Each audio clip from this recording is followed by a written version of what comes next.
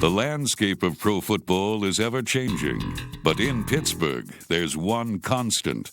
The sight of Dick Hoke running and running and running.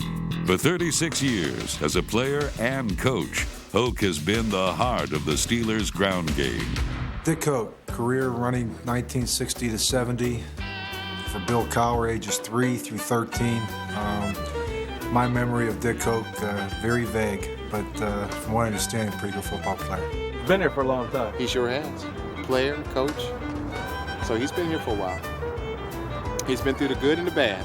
It is hard to believe that he was running back and that he was able to put up the numbers that he did put up. And, you know, it's surprising. You look at it and you say, Coach Hoke, you know, have you played? You know, and you're like, wow, the game has changed. And so I mess with him about that.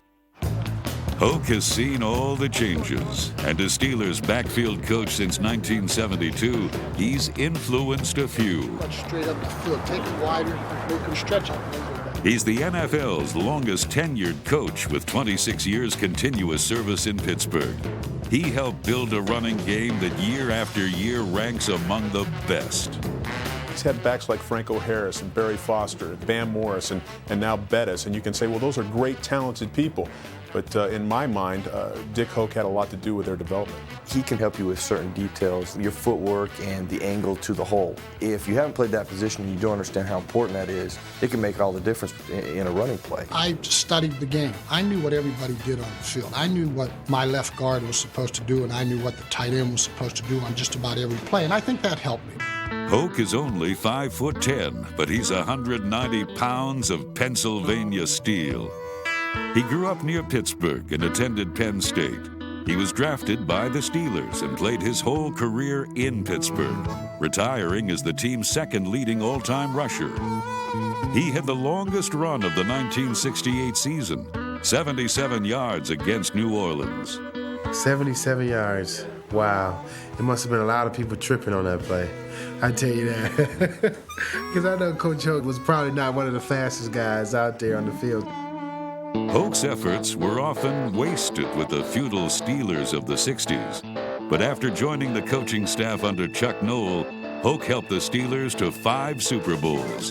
His teams have ranked in the top 5 rushing 12 times.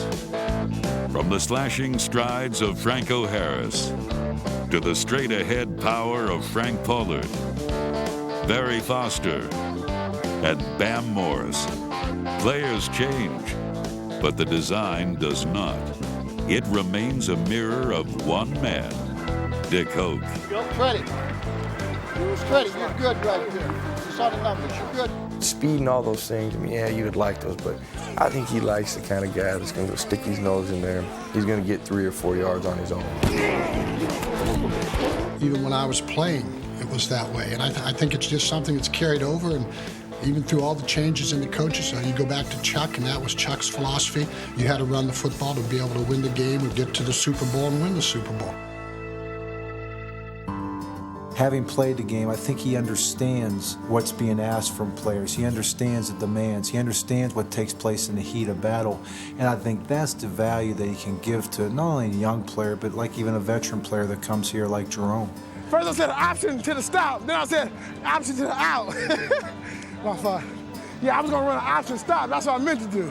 You'll see more than just running backs come to Dick. I mean, you can see quarterbacks come to him, offensive linemen come to him, tight ends come to him, and running backs come to him somewhere in the practice and ask him something about their position because he's a well-rounded coach.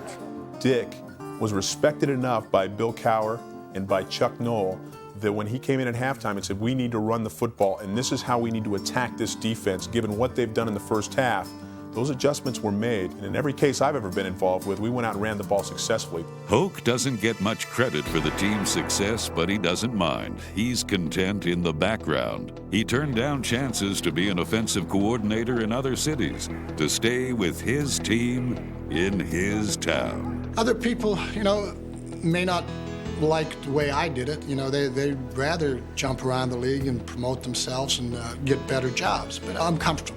I like the area, I like the people.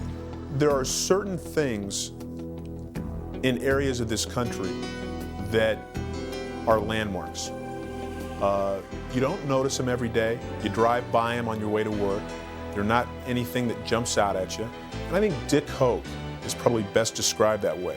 He is really a landmark in Pittsburgh and a landmark of Steeler football.